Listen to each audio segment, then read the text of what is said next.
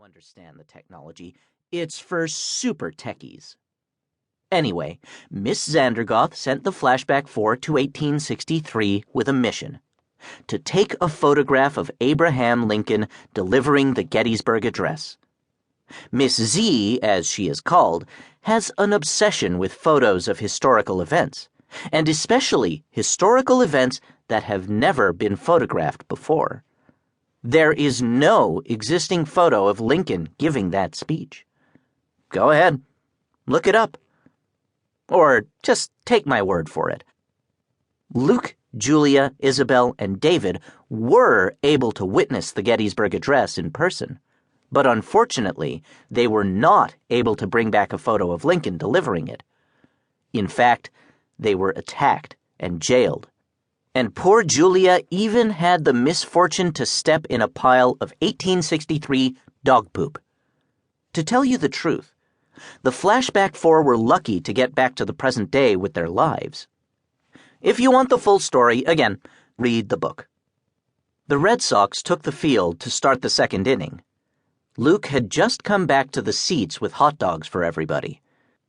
"You know," Isabel said as she took a bite, "with the board, we could travel to any moment in time and take a picture of it." "Obviously," David said. "Where do you think Miss Z will send us next?" Luke asked. The possibilities were endless. The first photograph ever taken was in 1826, so no photos exist of anything that happened before that year. They could go back to Christmas night of 1776 and photograph George Washington with his troops crossing the Delaware to launch a surprise attack on the British Army at Trenton. Or they could go back to 1510 and photograph Michelangelo as he painted his masterpiece on the ceiling of the Sistine Chapel. Or they could go back to prehistoric times and snap a photo of a dinosaur. "You know what would be cool?" Isabel said. "We could take a picture of the Wright brothers flying the first airplane at Kitty Hawk, North Carolina." "I'm pretty sure there's already a picture of that," Luke said. "I think I saw it in a book once." Luke was right. Orville and Wilbur Wright very carefully documented their experiments with flying machines, and they had a member of the Kill Devil Hills life-saving station snap a photo just as Orville lifted off the ground for the first time on December 17th, 1903. The flight lasted all of 12 seconds. It was one of the most famous photographs of the 20th century, so there was no point in trying to take that picture. It only took a few seconds for Julia to find it on her smartphone. The first batter for the Yankees grounded out, and the second one singled up the middle. The Flashback 4 discussed a few other possibilities for photos.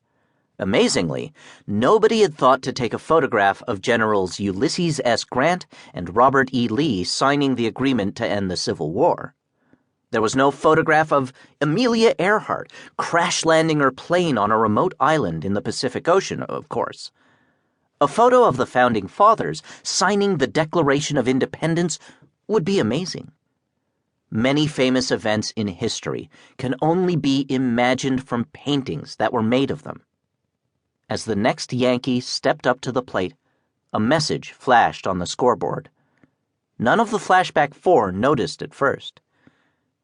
"Did you know," the message read, "Fenway Park is the oldest major league ballpark in America?" "Who cares?" muttered Julia, glancing up at the scoreboard as she took a bite of her hot dog. "It opened on April 20th, 1912. "Big deal," muttered Julia. "Here are a few other famous events that happened in 1912. January, the Republic of China was established. February, Arizona became the 48th state. March, the Dixie Cup was invented. April, the Titanic sank in the Atlantic Ocean." The word Titanic caught Isabel's eye as she glanced up at the scoreboard. The story of the Titanic was one of those things that just about everybody knew, even though it happened so long ago and isn't taught in schools. It was one of the most